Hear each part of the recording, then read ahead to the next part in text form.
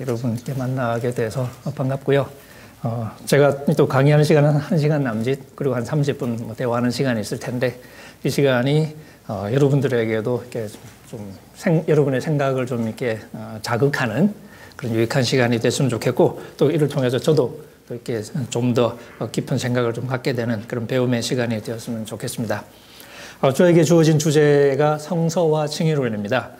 성서와 칭의론이라는 주제를 이렇게 주신 이유가 뭐 여러 가지가 있을 수 있겠는데, 제가 이해하기로는 사실 우리 성서의 가르침하고 또 이제 우리가 가지고 있는 칭의론의 어떤 연결고리를 다시 한번 생각해 보자 하는 그런 의도가 아닌가 하는 생각이 듭니다. 여러분도 잘 아시다시피 칭의론은 특별히 종교개혁 이후에 기독교 복음의 거의 중심에 위치에, 적어도 이렇게 교회 한 전통 속에서는 거의 복음과 동일시될 정도로 복음의 중심에 위치한 그런 가르침이 되어 왔고요. 특별히 우리가 칭의론 그러지만 조금 더 구체적으로는 믿음에 의한 어떤 칭의를 가르치는 교리가 되겠죠. 그래서 우리가 이신칭의라는 말을 쓰는데, 이 칭의론이 원래 가톨릭 전통과의 대결에서 사실 성경이라는 근원으로 돌아가야 된다 하는 그런 어떤 열망을 바닥에 깔고 생겨난 거겠죠. 가톨릭의 가르침이 성경적인 가르침과는 상당히 벗어나는 어떤 전통이라는 어떤 그 생각이 있었고, 그래서 원래 우리의 가장 근원인 성경으로 돌아가자. 그래서 이렇게 근원으로 돌아가자는, 우리 흔히 하는 말대로 이렇게 ad fontes, 근원으로 들어가자. 근데 그게 다시 말하면 성경으로 돌아가자는 얘기였죠. 그래서 종교개혁의 모토 중에 하나로 우리가 잘 알고 있는 솔라 스크립투라라는 말을 씁니다. 그런데 사실 한편 생각하면 요즘에 이제 신학적인 분위기를 생각해 봤을 때는 어느 정도는 분위기가 좀 역전된 감이 없지 않다 하는 느낌이 좀 듭니다. 좀 역설적인데요. 이제는 종교개혁을 통해서 생겨난 이 칭의론 자체가 오랜 세월을 거치면서 하나의 든든한 전통이 되었죠. 그래서 종교개혁 전통이라는 말을 우리가 많이 씁니다. 근데 모두가 다 그런 건 아니지만 성서신학계, 특히 신약학계, 또 좀 더 좁게는 바울신학계의 어떤 상당한 부분에서 이 전통적인 칭의론에 대한 반대의 목소리가 일어나고 있죠. 그 이제 그 긴장 혹은 그 논쟁을 살펴보면 어떤 면에서는 좀 이렇게 그 논쟁의 방식이 종교개혁 시대의 상황을 좀 이렇게 뒤집은 듯한 느낌. 이제 칭의론을 이제 주장하는 사람들이 오히려 종교개혁이라는 전통에 강한 집착을 보이는 반면에, 이제 거기에 대해서 질문을 제기하는 사람들은 성경을 읽어보자 하는 논리를 주로 앞세우고 있는 그런 양상을 우리가 볼 수 있습니다. 특별히 최근에 이제 많이 이름이 거론되는 톰 라이트 같은 사람이 칭의론 책에서 그런 얘기를 많이 하죠. 자기가 제일 답답한 게 바로 그거다. 이 성경을 가지고 얘기를 하고 싶은데 성경을 직접 얘기하지 않고 자꾸 종교개혁의 전통에서 벗어났다는 식으로 이렇게 이야기를 하면 더 이상 대화하기가 힘들지 않느냐 하는 그런 불만을 종종 얘기하고요. 어떤 면에서 그것은 제가 개인적으로도 이렇게 한국 신학의 정황에서 겪은 경험하고 크게 다르지 않은 것 같습니다.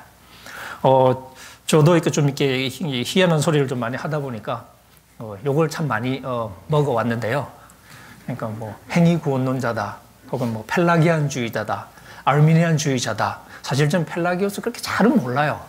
그 다음에 아르미니우스 신학도 사실은 제가 피상적으로밖에 모르는데 어쨌든 제가 그런 주의 잘해요. 그래서 그런가 보다. 근데 이제 제가 느끼는 답답함 중에 하나가 성서 텍스트를 가지고 진지하게 논의할 기회가 잘 주어지지 않더라는 거죠. 그러니까 이제 저에 대해서 그렇게 사실 전통에서 벗어났다는 이야기는 많이 하시지만, 그래서 저하고 진지하게 앉아서 성경의 텍스트의 의미를 놓고 대화하는 경험은 생각처럼 많지 않았다는 거죠. 그러니까 저로서는 진지한 대화가 쉽지 않다는 그러니까 답답함을 많이 느꼈던 것 같습니다. 대화가 어려운 이유가 뭐냐면, 지금 종교개혁 전통이라고 말은 하지만 사실 이제 우리 종교개혁 전통에 선 사람의 입장에서 볼 때는 이게 단순히 하나의 전통이 아니라 가장 성경적인 전통이라는 확증이 있는 거죠. 그리고 복음의 정수라는 신념이 있기 때문에 이거는 대화의 대상도 사실은 아니에요. 타협의 대상은 물론이고 대화의 대상도 사실은 아닌, 오히려 이것과 벗어나는 다른 이야기를 하는 사람들은 복음의 진리로부터 빗나간 사람들이라는 판단 외에는 달리 할 수가 없는, 그러니까 애초부터 사실은 열린 대화가 가능한 상황은 아닌 것처럼 보입니다. 실제로 제가 이렇게 몇몇 이제 신학자들하고 대화할 때도 이제 그런 느낌을 많이 가져요. 심지어 어떤 분은 새로운 것을 발견한다는 의미에서 성서학의 가치는 없는 거 아니냐. 제가 깜짝 놀라서 왜 그렇게 얘기하냐 그랬더니, 이미 종교개혁자들이 성경의 진정한 의미를 충분히 다 밝혀놓은 거 아니냐. 저보고 바꿀무란 얘기죠. 이제 그런 식의 어떤 생각을 좀 가지고 계시는 것 같아요. 그렇다면은 더 이상 나갈 데는 없는 거 아닌가 하는 생각을 좀 이렇게 하게 됩니다. 근데 하지만 사실 내가 가진 전통이 가장 성경적이라는 주장은 종교개혁에 기반을 둔 칭의론뿐만 아니라 사실은 모든 신학적인 전통의 특징이기도 하죠. 우리가 신학적인 전통이 생기는 것은 그것이 옳기 때문에 생기는 거지 그게 문제가 있어서 생기지는 않습니다. 근데 내가 가진 입장이 사실 옳은 측면이 있다고 해서 그것이 모든 면에서 옳다고 주장하는 건 사실 조금 어폐가 있겠죠. 그래서 우리 인간이 가진 신학적인 전통은 그것이 무엇이든 간에 근본적으로 열린 대화가 가능해야 되는데 그런 부분에서는 아직 우리가 조금 어려움을 겪는다는 생각이 듭니다. 조금 거슬러서 우리가 성경의 사례를 생각해 보면 예수님이 바리새인들, 서기관과 바리새인들이라는 그 그룹과 논쟁을 벌일 때 우리가 이렇게 보는 것처럼 그 사람들은 애초부터 하나님하고 이제 관계없이 자기들끼리 그냥 인간적인 전통을 만들자고 했던 사람들이 아니라 이 사람들은 장로들의 전통을 수호하고자 했던 사람들이죠.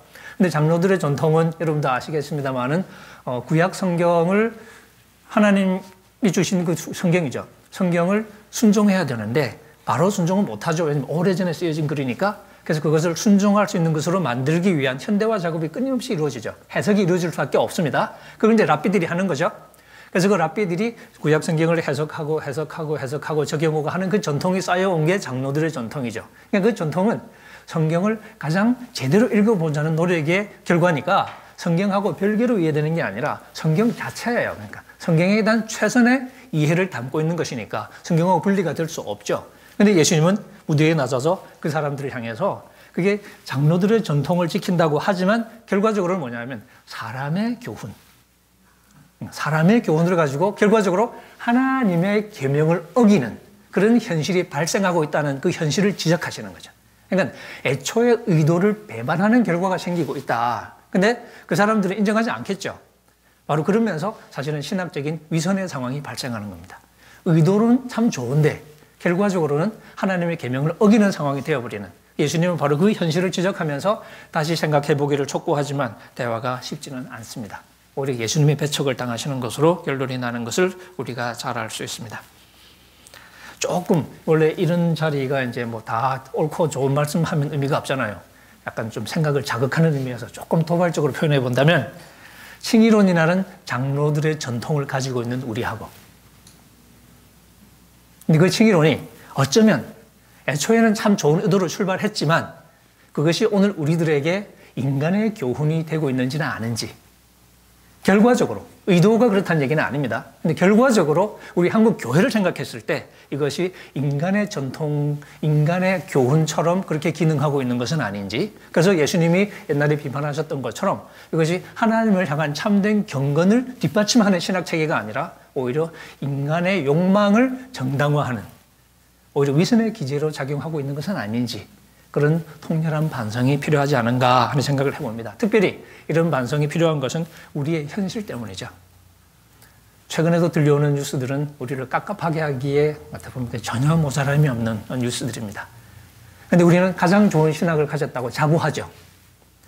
이런 신학적인 정통에 대한 자부심과 우리의 현실이 보여주는 열매 없는 모습이 뭘 말해주느냐 하는 거죠. 그런 면에서 우리는 오늘 우리가 가진 신학적인 전통, 신학적인 정통이라는 이 경건의 어떤 이 전통이 우리가 지금 적나라하게 드러내고 있는 우리의 현실적인 타락의 면모하고 어떻게 연결되는지를 숙고하면서 그런 숙고의 과정은 또 다시 한 걸음 더 나가면 우리가 가진 신학적인 전통 자체가 작동하는 방식을 돌아보는 거죠. 그리고 그것이 성경의 가르침을 어떤 식으로 제대로 해석하고 있는지를 다시 한번 질문하는 것이겠죠. 그런 면에서 오늘 제 강의도 여러분들의 생각을 조금이나마 돕는 그런 기회가 되었으면 좋겠습니다. 한국 신학이라고 부를까요? 한국적인 신학, 한국의 어떤 신학적인 정황을 포함해서 어쩌면 좀 전반적으로 현대 신학적인 정황을 돌아볼 때 그런 상황 속에서 성서적인 칭의론을 찾기 위한 이제 몸부림을 다들 치고 있다고 할 수 있고요. 뭐 저도 그 중에 한 사람이 되겠습니다만은 그런 사람의 입장에서 볼 때 성서적 칭의론의 본질적인 차원이지만 우리가 가진 선택적인 관심사 때문에 우리가 실제로 활용하고 있는 신학적인 패러다임에서는 빠지거나 혹은 축소된 그런 측면들이 있지 않는가. 그러니까 성서적인 칭의론이 되기 위해서는 좀 더 강조되고 좀 더 포괄적으로 이해가 되어야 되는데 그러지 못한 부분이 있지 않는가. 그런 좀 생각이 들고요. 그런 것들 중에서 제가 좀 세 가지 정도만 골라서 오늘 저녁에 함께 좀 여러분과 나누려고 합니다. 그 중에 첫 번째가 칭의론, 좀 더 이렇게 포괄적으로 구원론 자체겠죠. 구원과 칭의를 이해하는 데 있어서 미래적인 차원에 대한 새로운 인식이 좀 필요한 것 같다는 거죠. 우리 신학의 패러다임에서 사실상 큰 의미가 없어져 버린 영역이 아닌가. 소위 구원의 소망이라는 근본적인 성서적인 개념을 우리가 신학적인 패러다임으로 회복해야 되는 게 아니냐. 그게 이제 제가 가진 첫 번째 관심사 중에 하나고요. 그 다음에 이제 칭의론을 정당하게 이해하기 위해서 혹은 좀 더 넓게 구원론을 올바르게 이해하기 위해서 우리가 일단 수용해야 할 가장 근본적인 전제가 바로 하나님은 각 사람에게 행한 대로 갚으신다는 전통적인 행위 심판 사상. 이건 단순히 구약의 가르침으로 끝나는 게 아니라 신약 성경에도 마태복음부터 요한계시록까지 바닥에 다 깔려 있습니다. 그러니까 이게 기독교 복음의 기본 전제가 된다는 얘기죠. 근데 저는 이 행위 심판 사상에 대한 태도가 애매할수록 우리가 칭의 복음 자체에 대한 이해도 애매할 수밖에 없다 하는 생각을 좀 가지고 있어서 일단 우리가 이 행위 심판 사상에 대한 이렇게 분명한 인식을 좀 이렇게 회복해야 되지 않는가. 이게 이제 제가 좀 속된 말로 욕을 많이 먹는 어떤 이렇게 핵심적인 대목 중에 하나고, 제가 한국에서 처음 썼던 책 제목이 행위 없는 구원 하고 물음표를 붙인. 예. 제목부터가 일단 좀 이렇게 맨맞게 딱 좋은. 그래서 제가 실제로 그 책 제목 때문에 고생을 좀 많이 했습니다. 제 책을 자세히 읽은 사람들은 별로 없었던 것 같아요. 어쨌든 근데 제목에 화가 난 사람들이 많아서. 예. 그게 두 번째고요. 세 번째로 행위 없이라는 부정적인 어떤 인식의 틀을 벗어나서 우리가 바울의 믿음, 그 다음에 인해, 이 복음이 선포하는 좀 더 이렇게 적극적인 혹은 포지티브한 그런 이렇게 이 메시지를 우리가 회복해야 되겠다는 거죠.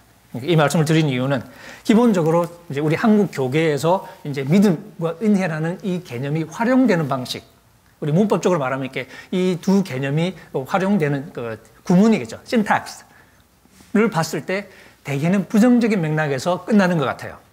믿음으로라고 말하든 행위로라고 말하든 이것이 행위 없이라는 말로 이해가 되는 것 같아요. 그러니까 믿음과 은혜 자체의 어떤 내용에 대해서는 큰 관심이 없고, 믿음과 은혜를 말하는 가장 큰 이유가 뭐냐면 우리의 행위가 아니라는 사실을 말하기 위해서. 그러니까 부정적인 효과가 있는 거죠. 그러면 믿음이라는 말이 하고 싶은 뭔가가 있겠죠. 믿음 자체. 그 다음에 은혜라는 말 자체가 전달하는 뭔가 중요한 본질적인 메시지가 있을 텐데 그것이 잘 전달이 안 되는 것 같다는 거죠. 그래서 우리가 이 부정적인 행위 없이라는 부정적인 어떤 메시지를 넘어서서 바울의 믿음과 은혜가 전달하고자 하는 본질적인 메시지를 우리가 좀 새롭게 좀 파악을 하는 게 필요하다. 그래서 제가 세 가지를 좀 이렇게 함께 얘기하고 싶습니다. 첫 번째로, 미래적인 차원을 우리가 회복할 필요가 있다. 그래서 구원의 소망이라는 지극히 상식적인 성경적인 개념을 우리가 회복하는 거죠.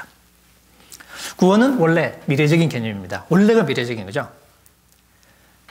물론 구원이라는 단어 자체는 이렇게 단어하고 개념은 다르죠. 구원이라는 낱말 자체는 사실은 뭐 다양하게 쓰이는 단어죠. 아주 일상적인 단어입니다.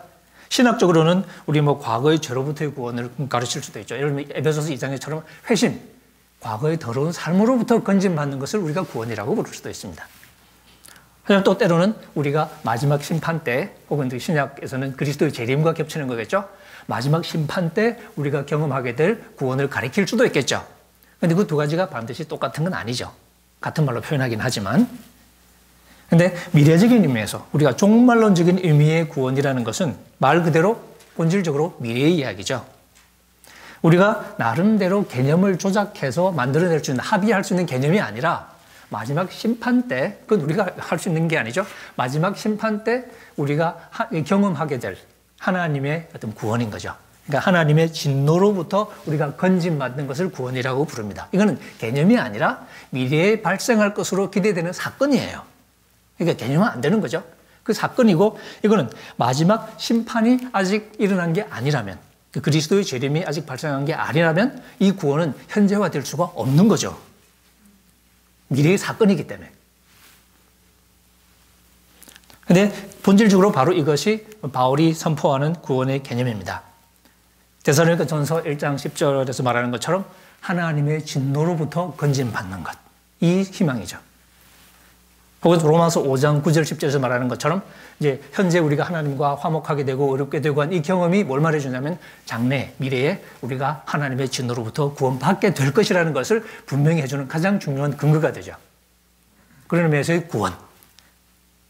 이것이 바울에게 있어서도 가장 중요한 관심사인데 신약 전체는 말할 것도 없죠.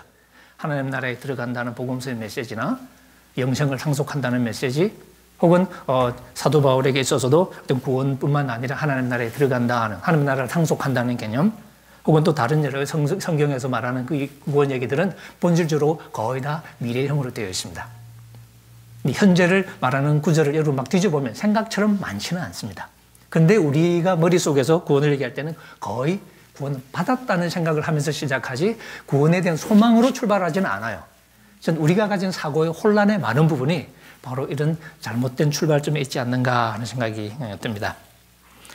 조금 더 구체적으로 칭의에 대해서도 사실은 마찬가지죠. 이게 굉장히 논란이 되고 제가 이렇게 많이 또 비판받는 부분이기도 한데요. 조직신학적으로 이제 정의되는 칭의는 현재적인 개념입니다. 본질적으로 정의를 이렇게 내렸어요.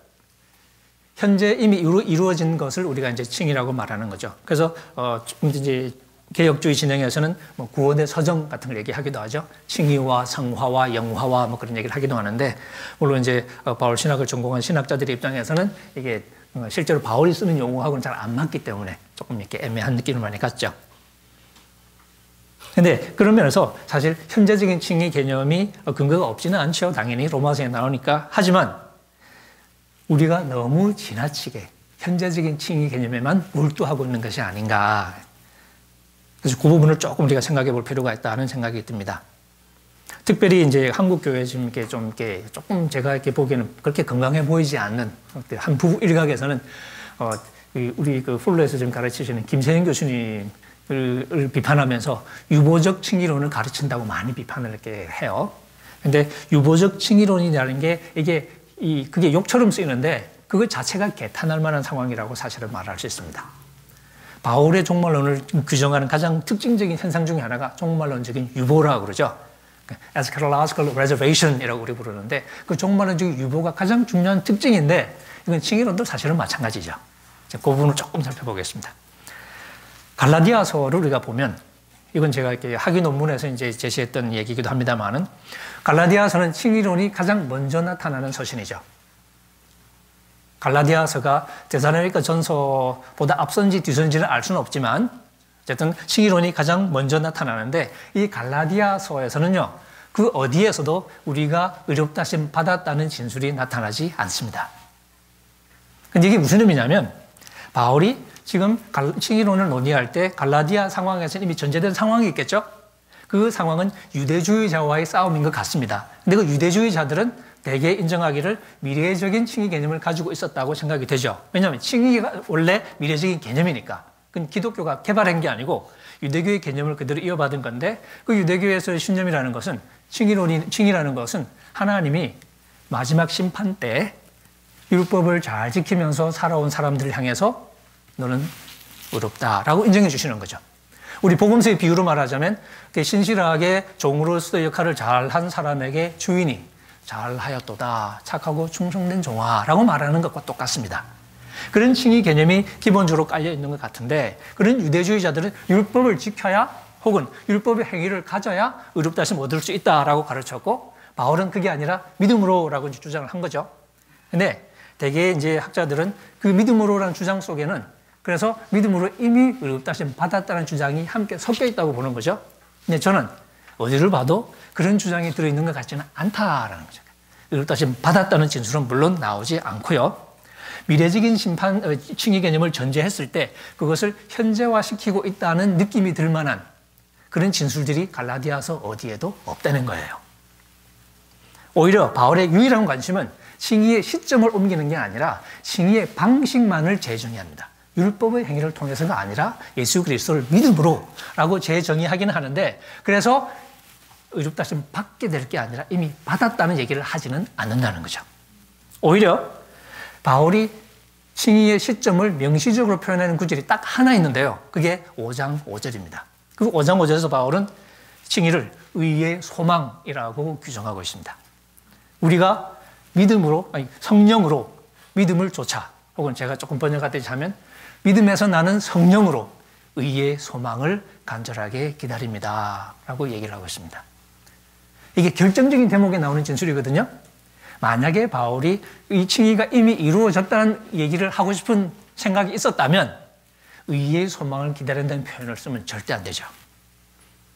오히려 의롭다 하심 받았다고 그 대목에서 말을 했겠죠. 그런데 바울은 의의 소망을 간절히 기다린다는 표현을 쓰고 있습니다. 무슨 얘기냐면 의롭다 하심 받았다는 얘기를 하고 싶은 의사가 애초부터 없다는 얘기죠.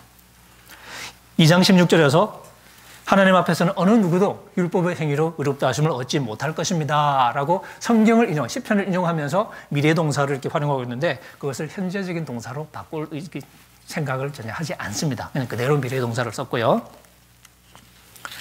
한 가지 또 흥미로운 게 2장 17절에 보면 바울이 이제 베드로와 이제 안디옥에서 대결하는 그 대목인데, 안디옥에서 자기들의 상태를 설명하면서 베드로와 이제 그 바울 자신 같은 유대 기독교인들의 상황을 설명하면서 우리가 그리스도 안에서 의롭게 되려고 애쓰고 있다는 표현을 씁니다.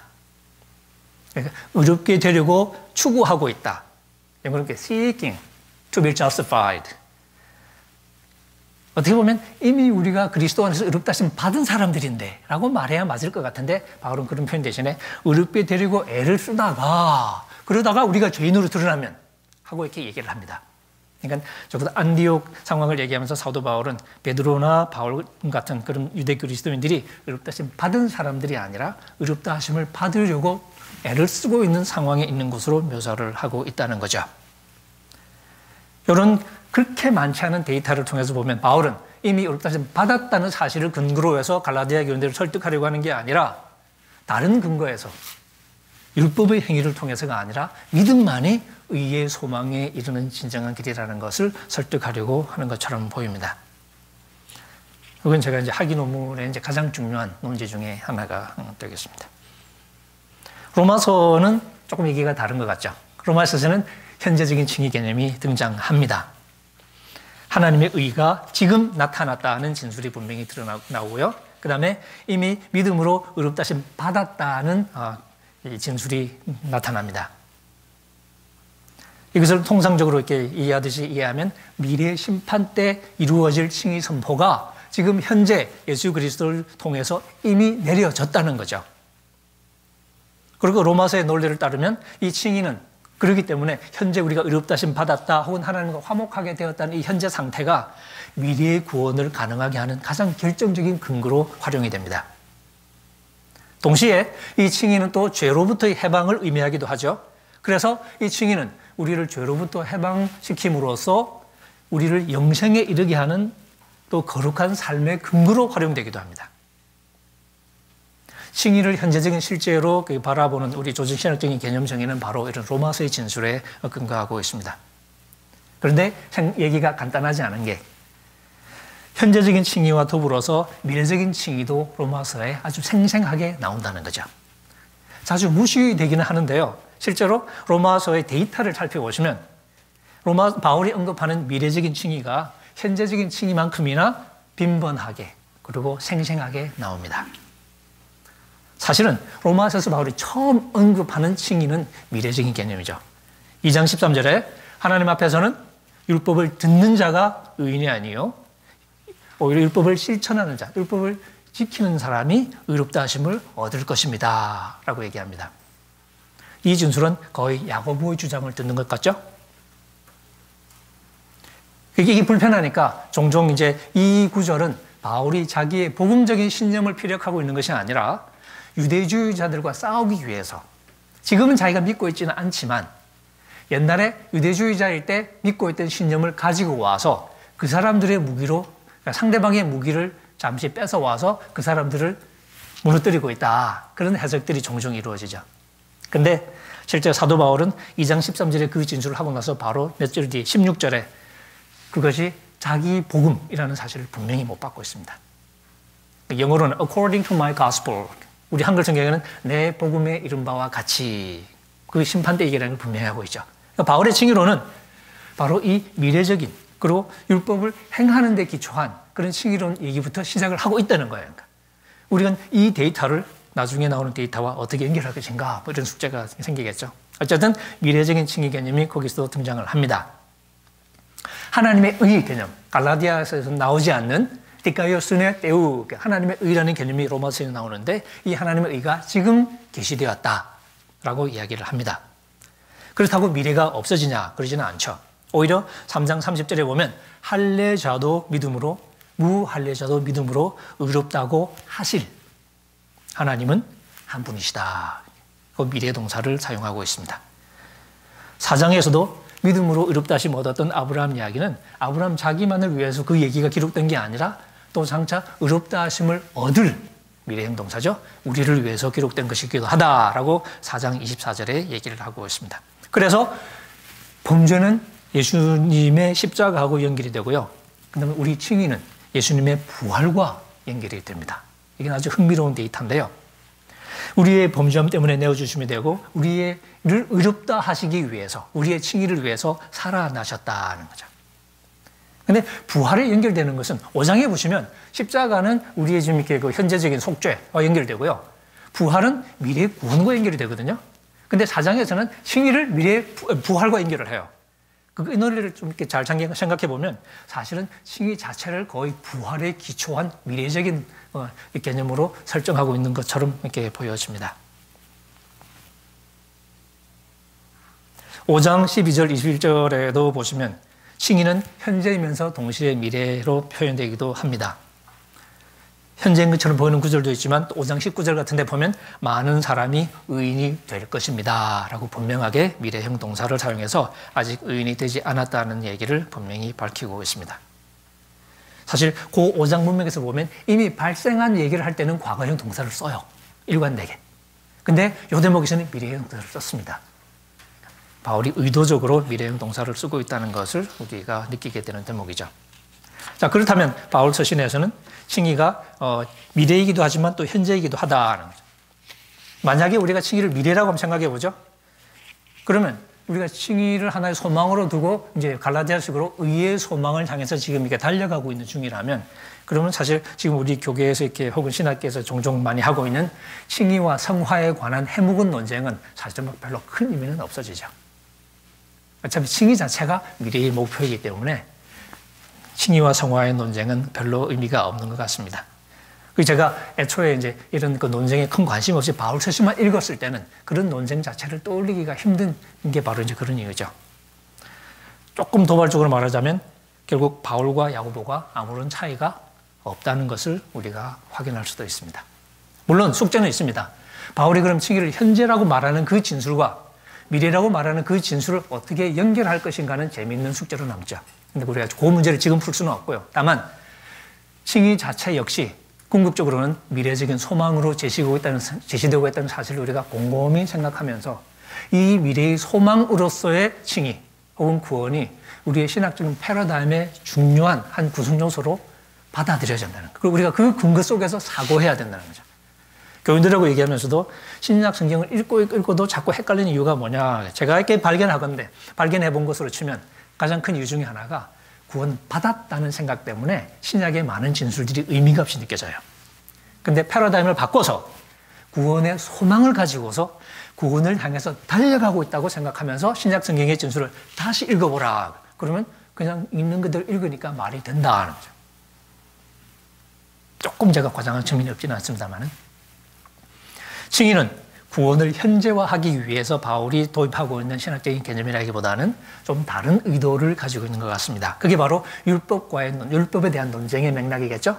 하지만 우리가 그 문제는 지금 우리가 들어갈 수 있는 문제는 아니어서 일단 이 정도로 마무리를 이렇게 하도록 하겠습니다. 어쨌든 의의 소망으로서의 그 칭의의 미래적인 측면을 우리가 진지하게 고려하는 것이 좀 더 성경적인 칭의론에 이르는 중요한 길이 아니겠는가. 그리고 그 상황, 그런 어떤 전제 속에서 믿음과 성령의 인도 아래 의의 소망을 간절히 기다린다 하는 바울의 진술의 의미를 우리가 숙고하는 것이 필요하지 않겠는가. 두 번째로 행위의 심판. 좀 이렇게 가장 많은 사람들을 자극하는 주제라고 할 수 있는데요. 행위를 따라 갚으시는 하나님. 사실 우리 개신교의 칭의론이 가장 많이 욕을 먹는 게 바로 이거죠. 값싼 은총이라는 그 보네프의 얘기가 자주 많이 등장하는데, 보네프가 값싼 은총을 얘기할 때 그것은 제자도가 사라진 은혜의 복음. 근데 제자도는 사실 우리가 주님의 뒤를 따라가지 않으면 안 되는 거잖아요. 그죠?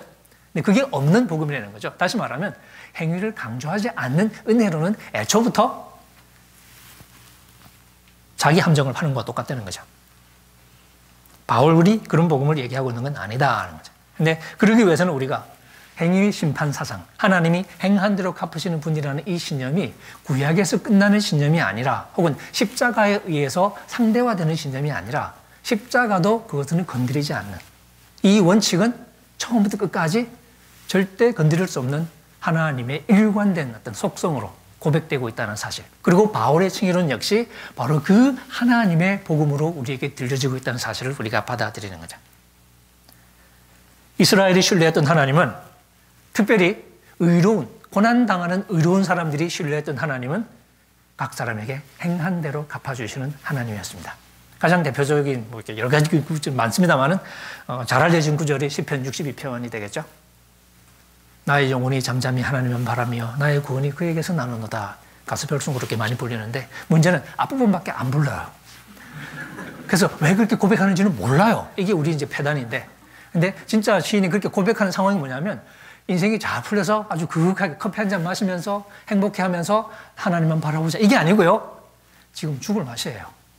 사방에서 자기를 죽이려고, 자기를 해먹으려고 달려드는 상황, 사면 초과의 상황에서 이제는 끝장난 상황과 마찬가지죠.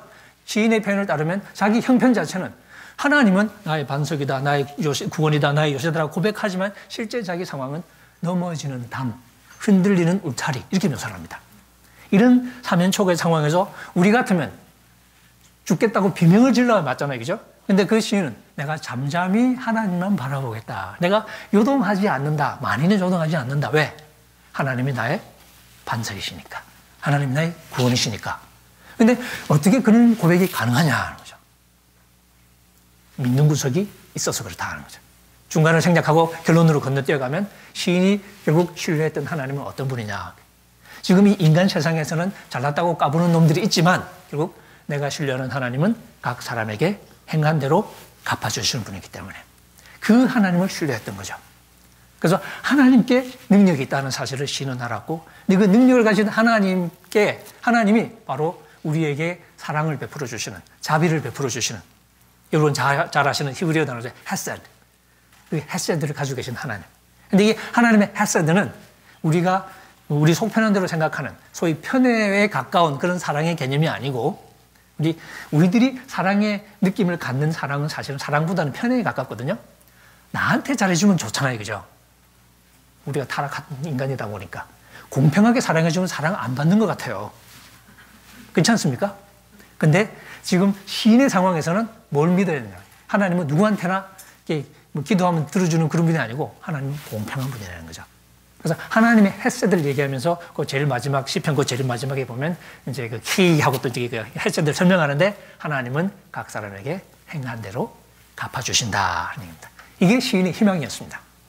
그러니까 하나님이 행한 대로 갚아주시기 때문에 나에게는 희망이 있다라고 말했던 이 구약의 희망이 신약으로 넘어와서는 우리가 흔히 말하는 대로 하나님이 나의 행위를 살펴보시면 나한테는 아무런 희망도 없는데 우리 행위를 살펴보지 않고 예수 그리스도의 십자가의 공로로 이렇게 가잖아요. 그럼 이게 어떻게 된 거냐 하는 거죠. 그게 맞는 거냐 하는 거죠. 근데 실제 성경을 보니까 신약으로 넘어와요. 주인이 바뀌었다고 치겠죠. 어떻게 보면 이렇게 이 건물주도 바뀌고 가게 주인이 바뀌어가지고 새로 이렇게 새 단장에서 오픈했는데, 근데 하나님의 행한 대로 갚아주신다는 이 경영 방침은 안 바뀌더라는 거죠. 시편 62편 12절은 신약 성경에서 가장 자주 인용되는 구절 중에 하나입니다. 흥미롭게도. 예수님의 말씀 속에서 보면 그 마태복음 16장에 베드로가 메시아를 고백하고 나죠. 유명한 구절이죠. 그 다음에 예수님이 나중에 이제 그 제자도에 관련 말씀하시면서 27절에 보면 그렇게 말씀하시죠. 인자가 이제 천사들과 더불어서 자기 영광을 올 때 그때 각 사람에게 행한 대로 갚아줄 것이다 하고 그 구절이 인용되고 있습니다. 예수님의 수제자라고 할 수 있는 베드로가 썼다고 알려진 베드로전서에도 1장 17절에 마찬가지로 사람을 외모로 취하지 아니하시고 각 사람에게 행한 대로 갚으시는 분을 여러분들이 아버지라고 부르지 않습니까? 그러므로 여러분이 나그네로 지내는 이 세월을 두려움으로 지내십시오 라고 권면하고 있습니다. 우리가 아버지라고 부르는 분은 우리가 마음대로 해도 좋은 분이 아니고 할아버지는 그래도 되는데 아버지는 안 되죠.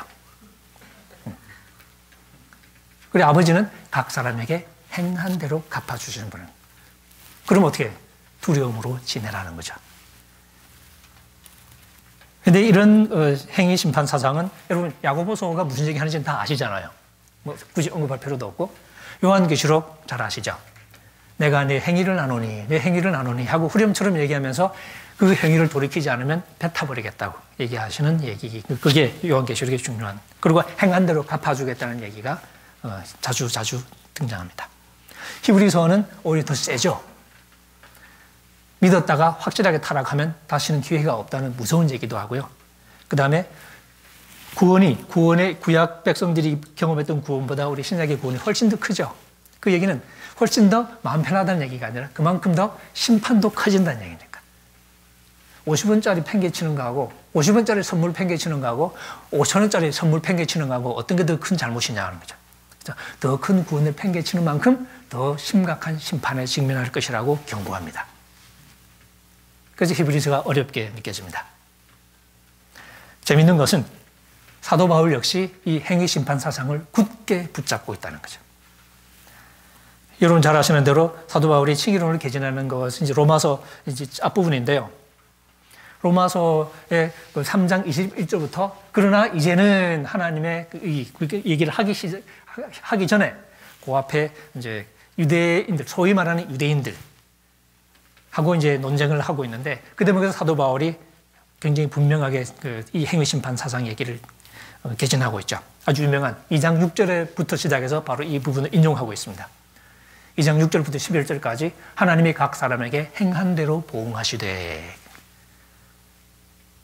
그리고 11절에 똑같이 하나님은 사람을 외모로 취하시지 않는다. 그리고 그 사이에 참고 선을 행하는 자에게는 영생으로 갚아주신다. 반대로 진리를 쫓지 않고 오히려 악을 행하는 자에게는 하나님이 진노와 분노로 갚아주실 것이다. 영생과 진노가 갈라집니다. 그런 이야기를 이 원리를 기초로 해서 사도 바울이 지금 대화 상대자인 유대인을 좀 공격하고 있죠. 너는 말은 잘하는 것 같고 유대인이라고 큰 소리는 치는데 할례 받았다고 자랑은 하는데 율법은 안 지키던데 하는 것은 이방인하고 똑같던데 그럼 무슨 소용이 있냐? 아무 소용없지 라고 얘기하면서 이제 얘기를 풀어가죠. 갈라디아서에서도 사도 바울이 그러니까 로마서에서는 이 행위 심판 사상이 칭의론의 앞부분에 위치하고 있습니다. 그 얘기를 기초로 칭의론이 개진되고 있죠. 갈라디아서에서는 칭의론이 다 마무리 지는 마지막 부분에서 이 행위 심판 사상이 나타납니다. 갈라디아서 6장 7절부터 9절까지 보시면 착각하지 말라. 스스로 속이지 말라. 하나님은 우리가 업신여길 수 있는 분이 아니다. 하나님은 우리가 만만하게 볼 수 있는 분이 아니라는 거죠. 까불지 말라는 겁니다. 그러니까. 그리고 하는 말, 사람이 무엇으로 심든지 그대로 거둘 것이다. 농사 비유를 쓰는 것은 이게 필연성을 강조하는 거죠. 그리고 8절에 자기 육체를 위하여 씨를 뿌리는 사람 혹은 자기 육체라는 밭 안으로 씨를 뿌리는 사람은 그 육체로부터 썩어짐을 수확할 것이다. 반대로 성령 안으로 씨를 뿌리는 사람은 성령으로부터 영생을 수확할 것이다.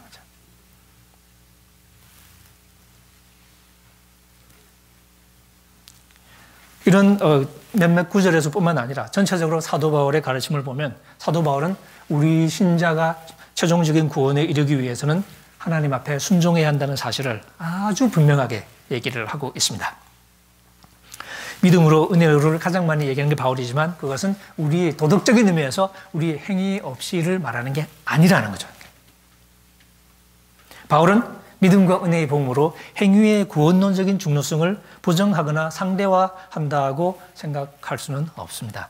오히려 바울이 은혜와 믿음을 그렇게 강조한 것은 우리의 구원에 행위가 필요 없다고 말하고 싶어서가 아니라 우리를 구원해 주시는 하나님의 능력이 오로지 예수 그리스도의 십자가와 부활을 통해서, 다시 말하면 그 어떤 인간적인 조건에도 구애받지 않는다는 사실을 역설하기 위해서라는 거죠.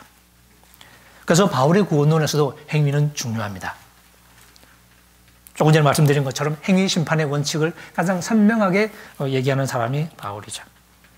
바울은 자기를 제사장으로 생각했습니다. 로마서 15장에 보시면 자기의 과제가 뭐냐면 이제 예수 그리스도의 날에, 이게 일종의 이제 대속죄이래요. 구약적으로 이제 말하면 예수 그리스도의 날에 이방 성도들을 하나님이 받으실 만한 거룩한 제사로 바쳐드리는 것.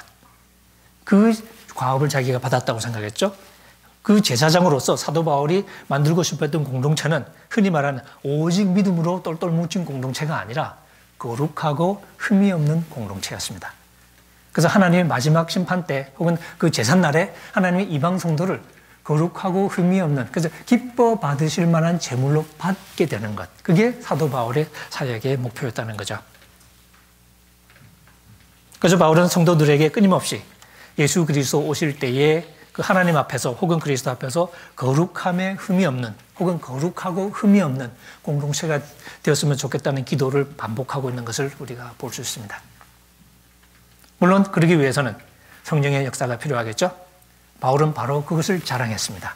나의 사역을 통해서 성령께서 역사하신다는 거죠. 그래서 인간적으로는 자기가 사도될 자격이 없다는 걸 너무나 잘 알고 있지만 바울은 성령께서 나를 통해서 역사하신다는 그 사실 하나로 자기의 사도직분을 강력하게 주장하고 있는 것을 우리가 볼 수 있습니다.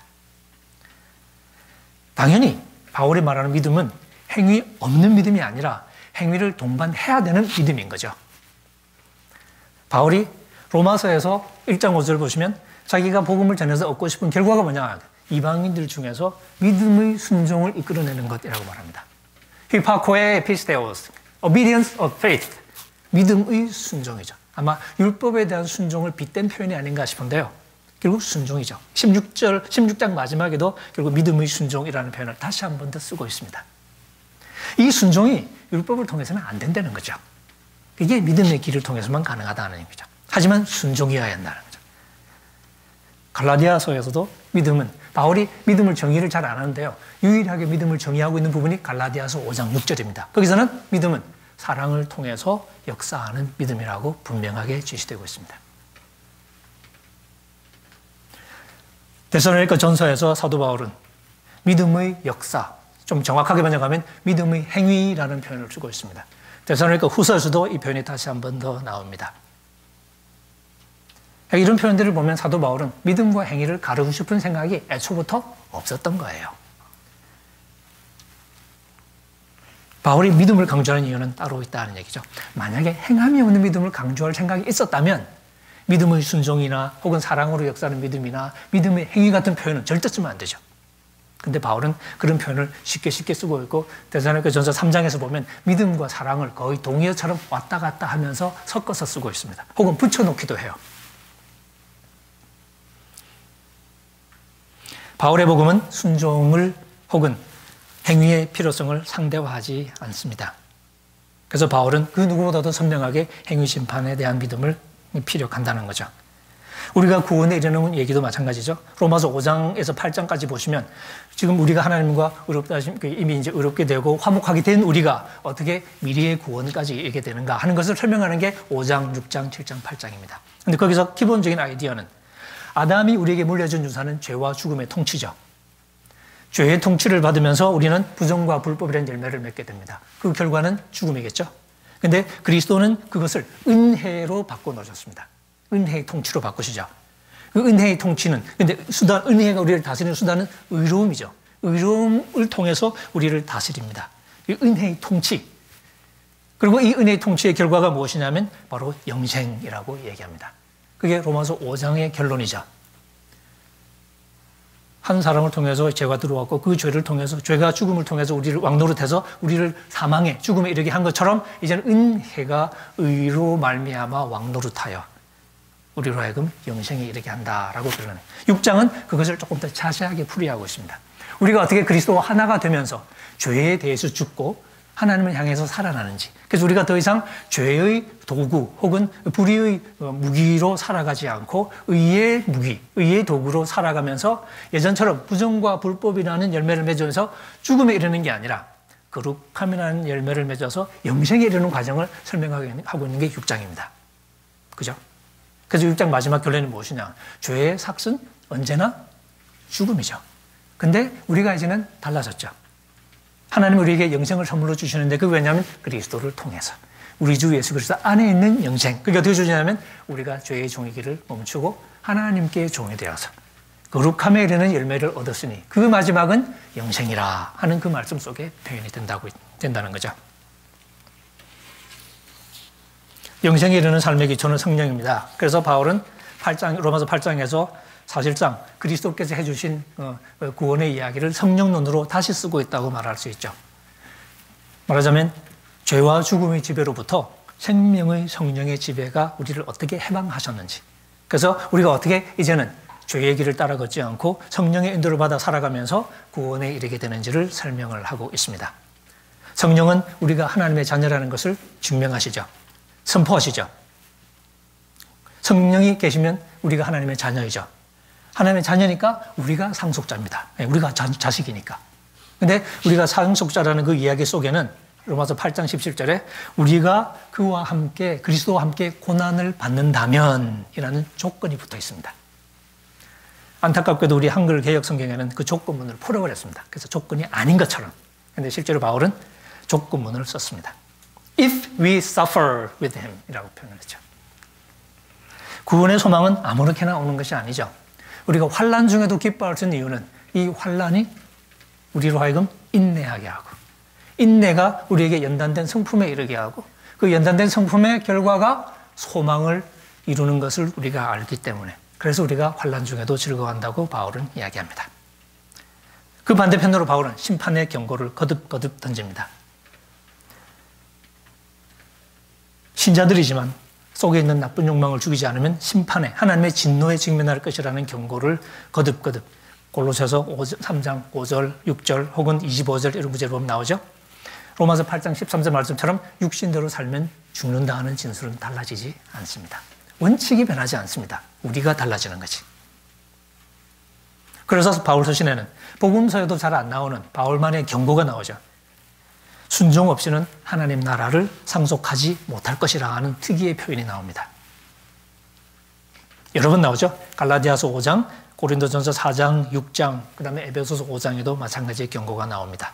그리고 이 경고는 종종 속지 말라는 그 경고를 함께 붙고 나옵니다. 왜? 우리가 잘 속는다는 거죠. 착각하지 말라는 겁니다. 그래서 우리에게 필요한 것은 구원에 대한 성급한 자기 확신이 아니라 두렵고 떨림을 동반한 철저한 자기 점검이라고 바울이 거듭거듭 성도들에게 이야기합니다. 살펴보라, 검증해보라 하는 거죠. 바울 서신에서도 행위 없이는, 행위를 뭐라고 규정할지는 사람마다 다르겠지만 어쨌든 행위 없이는 구원에 이르는 길은 존재하지 않는다는 것이 분명합니다. 바울 서신의 속에도 그런 비밀 통로는 없습니다. 그러면 복음이 우리에게 복된 소식이 되는 이유가 무엇인가?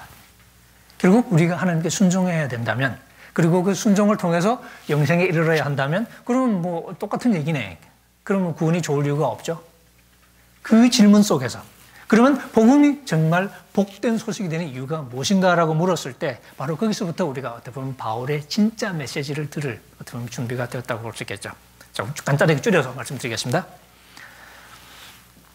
첫 번째로 바울의 칭의로는 율법의 행위들에 대한 반대와 이렇게 엮어져 있는데요.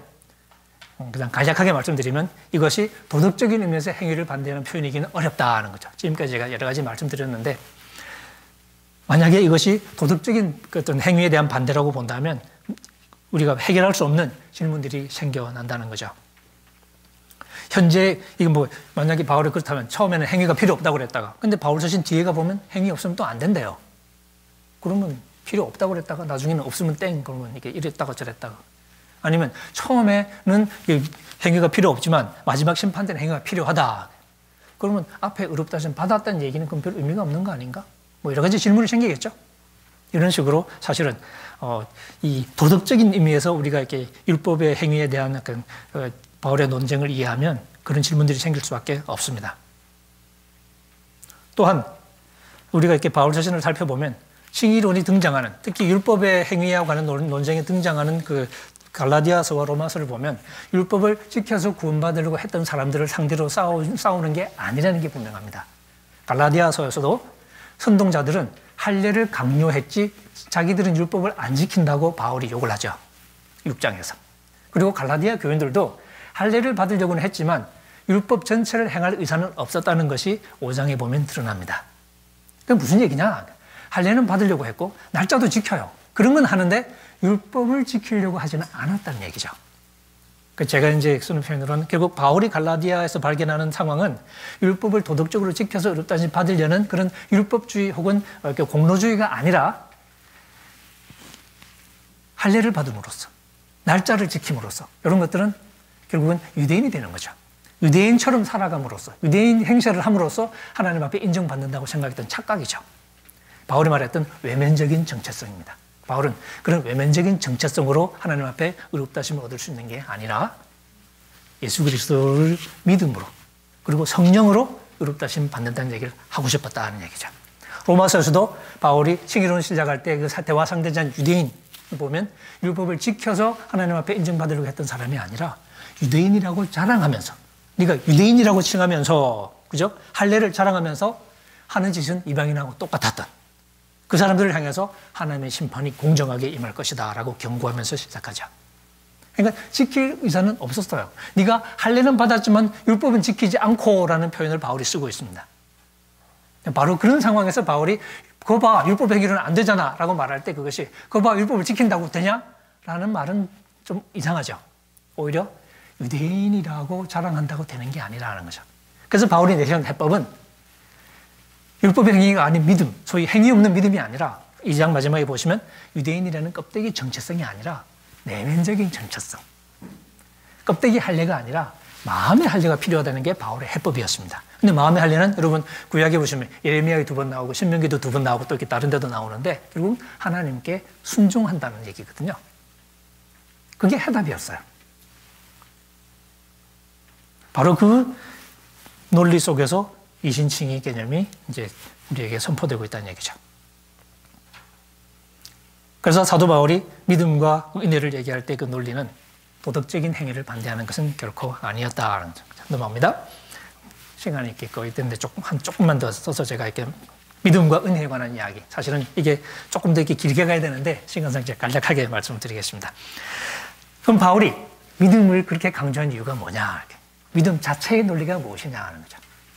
한마디로 말하면 사도 바울이 믿음을 강조한 것은 도덕적인 행위와 반대되는 얘기를 하고 싶어서가 아니라 오히려 그 반대로 갈라디아서 식으로 말하면 믿음이 율법과 대조되는 이유는 율법의 행위와는 달리 율법의 행위는 뭐가 문제냐? 3장 21절에 보시면 생명을 줄 수 있는 능력이 없었답니다.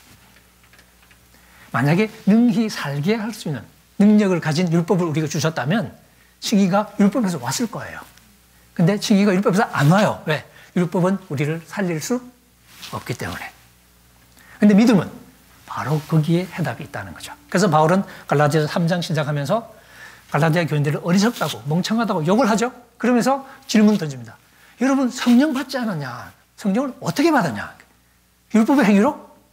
아니면 믿음으로? 이 질문을 반복하죠. 결국 중요한 것은 믿음인데 왜? 믿음으로 성령 받지 않느냐는 거죠. 결국 성령을 통로가 믿음이라는 이야기이기 때문에. 그래서 십자가까지도 우리를 율법의 저주에서 건지는 십자가가 3장 13절 14절에 나오는데 그 십자가도 구속의 마지막 단계가 아니라 첫 단추예요. 우리를 율법의 저주에서 건지신 이유가 뭐냐면 14절 이는 아브라함의 복이 이방인에게 미치게 하고 그게 첫 번째 목적이죠. 그 다음에 14절 하반절 또한 희나가 한 번 더 반복됩니다. 우리로 하여금 믿음으로 말미암아 성령의 약속을 받게 하려 함이니라. 예수 그리스도의 십자가가 우리에게 성령을 주시기 위한 포석이었다는 주장이 나타납니다. 이건 바울의 신학적인 논리를 이해하기 위해서 가장 중요한 구절 중에 하나입니다. 십자가가 성령으로 이어진다는 거죠. 마찬가지로 사장에도 바울이 하나님이 아들을 보내신 이야기를 하고 있습니다. 때가 참에 얘기하면서 하나님이 그 아들을 보내셨어요.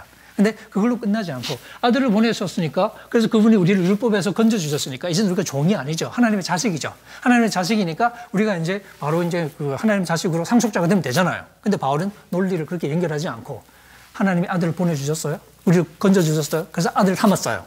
그래서 멈춥니다. 그리고 성령 얘기를 합니다. 우리가 자식이 되었기 때문에 하나님이 그 아들의 영을 우리 마음 가운데 보내셨다는 얘기를 하고 바로 거기서부터 이제 우리가 상속자라는 이야기를 끌어갑니다. 그러니까 바울의 그림 속에서 하나님이 그 아들을 보내셨다는 표현하고 하나님이 그 아들의 영을 보내셨다는 표현은 하나로 묶인다는 거죠. 그래서 제가 쓰는 표현으로 이 하나님이 아들을 보내시는 것과 아들의 영을 보내시는 것은 하나님의 한 구원 행동의 두 동작과 같다 하는 거죠. 별개로 이해될 수 있는 게 아니라 김연아 이렇게 스케이팅으로 치면 한 프로그램에 아무 다른 동작들이에요. 근데 그 따로 생각할 수는 없는. 이처럼 예수 그리스도를 향한 믿음, 그리고 그 십자가는 갈라디아서에서는 항상 성령에 대한 이야기로 이어집니다. 네, 그게 왜 그러냐? 우리가 성령으로 의의 소망을 기다리는 것이기 때문에. 성령이 열쇠가 된다는 얘기죠. 로마서에서는 그것을 아브라함의 믿음을 통해서 설명하고 있습니다. 믿음이 무엇이냐? 아브라함이 4장 17절부터, 이건 제가 지난번에 왔을 때 설교했을 때 드렸던 말씀이죠. 한마디로 말하면 그가 믿은 바 하나님은 죽은 자를 살리시며 없는 것을 있는 것으로 부르시는 이시니라. 그리고 아브라함이 하나님을 믿었다는 그 믿음에서 바울이 발견한 가장 중요한 특징이 뭐냐면 부활을 믿었구나. 하나님이 죽은 자를 살릴 수 있다는 사실을 믿었다는 것을 바울이 발견한 거죠.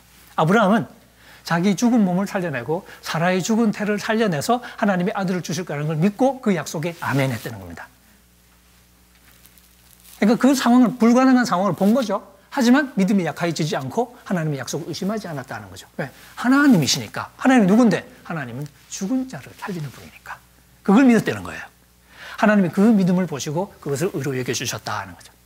바울은 그것을 그리스도인의 믿음과 연결합니다. 우리는 그리스도인들도 똑같다는 거죠.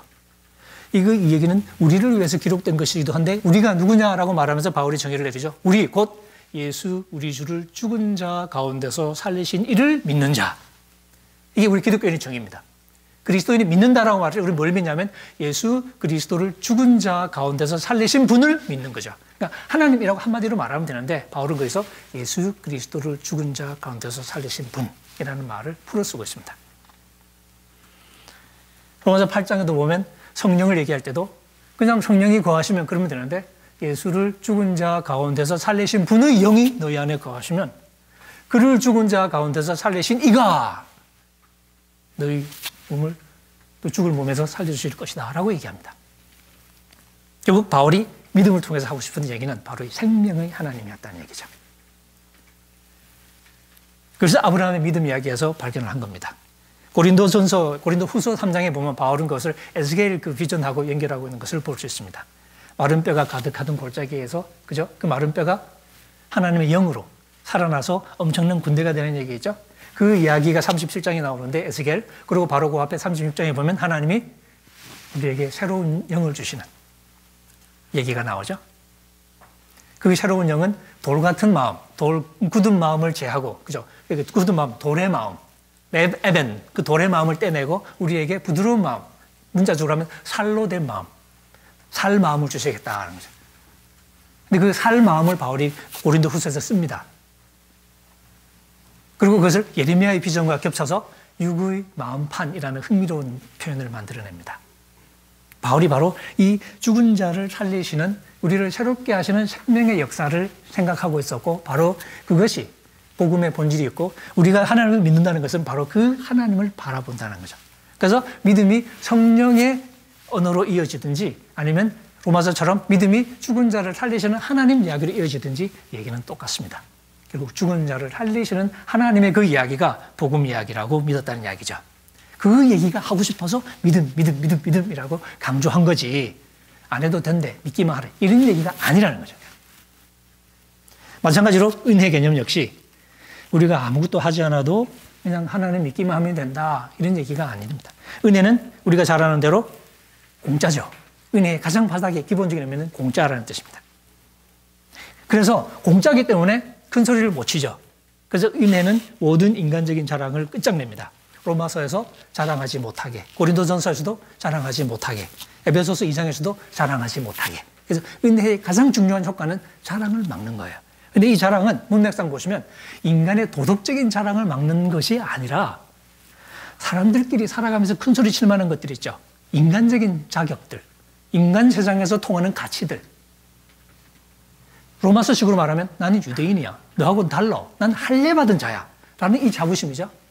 고린도전서로 말하면 나는 너보다 배운 게 많아, 난 너보다 힘이 세, 난 너보다 집안이 좋아, 이런 싸움이죠. 그런 싸움에 대한, 그런 어떤 가치들에 대한 자부심이 있겠죠. 근데 십자가의 복음은 그런 자부심을 아무 의미 없다고 말하는 거죠. 하나님은 그런 거 따지고 이렇게 우리를 부르는 게 아니라 어떻게 그냥 불러주신다는 거죠. 그래서 자랑을 막습니다. 그러니까 이 은혜가 우리가 가져다 주는 효과는 로마서에서 이 반복되는 표현처럼 차별이 없다는 거죠. 차별이 없느니라 하는 표현이 거듭 나오는 게 바로 이제 그런 이유입니다. 반면에 이 하나님의 은혜가 모든 인간적인 조건을 넘어서 그냥 주어지는 이유가 뭐냐면 인간적인 조건으로 만들어낼 수 있는 게 아니기 때문에. 공부를 많이 해서 받을 수 있으면 뭐 박사학위 한 5개 받으면 되겠죠. 근데 사람을 살리는 일은 뭐 학위를 받는다고 되는 것도 아니고, 돈을 긁어 모은다고 되는 것도 아니고, 지위를 갖는다고 되는 것도 아니고, 그 어떤 걸로도, 우리가 할 수 있는 그 어떤 걸로도 하나님의 생명을 흉내낼 수는 없습니다. 근데 이 생명은 그러면 그냥 주실 수밖에 없는 거예요. 우리가 받을 수밖에 없는 거죠. 그래서 바울은 그것을 은혜라고 부릅니다. 근데 은혜인데 이게 그냥 받으나 마나가 아니라 우리를 살리시는 하나님의 능력을 의미한다는 거죠. 그래서 바울 서신에서 이 하나님의 은혜 개념은 이 은혜 개념하고 가장 비슷하게 쓰이는 단어를 실제로 찾아보면 구문론적으로 하나님의 능력이라는 단어임을 확인할 수 있습니다. 그래서 바울이 하나님의 은혜라는 말을 활용하는 방식을 보면 많은 경우에 은혜라는 말을 바꿔치기 해도, 아니 능력이라는 말을 바꿔치기 해도 굉장히 자연스럽습니다. 제가 이렇게 즐겨 인용하는 것 중에 하나가 고린도전서 15장이죠. 내가 사도될 자격이 없는 사람이다 얘기하면서, 하지만 내게 주신 하나님의 은혜가 헛되지 않아서 내가 다른 사도보다 더 많이 수고하였지만 내가 아니요 나와 함께 하신 하나님의 은혜다. 단어를 바꿔볼까요? 내게 주신 하나님의 능력이 헛되지 않아서 내가 다른 사도보다 더 많이 수고했지만 내가 아니고 나와 함께 하신 하나님의 능력이다. 바로 사도 바울의 이 사역 속에 역사하는 이 은혜를 다른 사도들이 보았대요. 그 은혜를 보고서 아, 맞구나. 그러고 악수를 청했다는 거죠. 우리 서로 잘해보자. 그렇게. 그래서 이 은혜는 하나님의 능력으로 다가옵니다. 세상에 그 어떤 가치도 우리에게 줄 수 없는 하나님의 생명의 능력을 십자가의 말씀이 가져다 준다고 고린도전서에서 이야기를 하고 있죠. 그래서 이 십자가의 말씀은 사람의 지혜가 아니라 하나님의 능력을 바라보게 만듭니다. 2장 1절에서 5절. 왜냐하면 중요한 것은 멋진 말이 아니라 혹은 인간적인 조건이 아니라 아무 조건 없이 주어지는 하나님의 능력이니까. 그래서 4장 20절 말하는 것처럼 왜냐하면 하나님 나라는 말이 아니라 능력으로. 이처럼 바울의 은혜론 역시 행위 구원론이나 공로주의 같은 염려와는 아무런 관계가 없습니다. 은혜는 하나님의 법에 순종하려는 도덕적인 열심을 반대하는 게 아니라 오히려 세상의 조건들에 대한 헛된 자랑들, 너하고 나를 구분하고 내가 좀 더 잘나 보이고 싶은 우리 인간의 욕망이 만들어내는 그런 가치들 있죠? 그런 가치들을 대항해서 싸우는 개념입니다. 그래서 하나님의 조건 없는 선택은 우리로 하여금 무익한 세속적인 자랑을 포기하게 하고 오직 우리를 살리고 구원할 능력을 가지신 하나님만을 바라보게 만들고 그 믿음 속에서 우리 모두는 한 가족이 되는 거죠. 이처럼 바울이 선포한 은혜는 우리를 다스리는 역동적인 은혜입니다. 제가 아까 로마서 얘기하면서 은혜의 통치라는 개념을 했는데 로마서 2장에 보면 은혜는 우리의 삶의 공간이기도 하죠.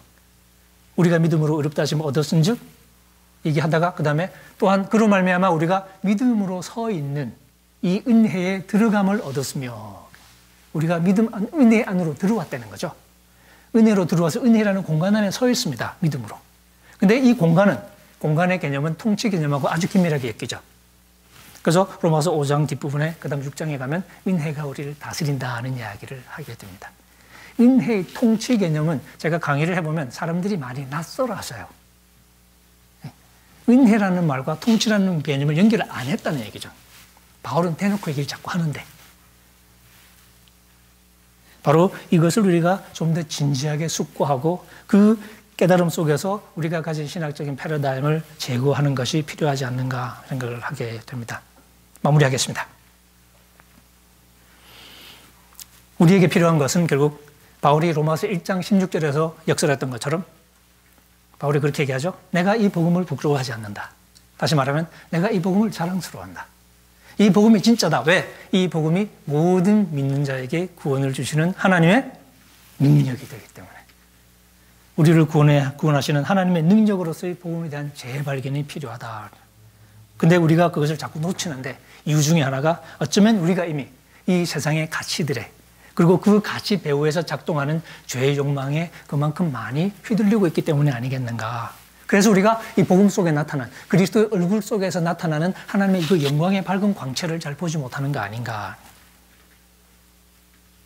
세상의 헛된 가치를 폐기하고 십자가와 부활로 그리고 성령의 역사로 우리를 새로운 삶으로 인도하시고 그 새로운 삶 속에서 우리에게 영생의 소망을 갖게 하시는 의의 소망을 바라보면서 살아가게 하시는 그 하나님의 부르심, 이 복음의 부르심을 좀 더 진지하게 숙고하는 것, 그것이 우리에게 필요하지 않는가 생각을 합니다.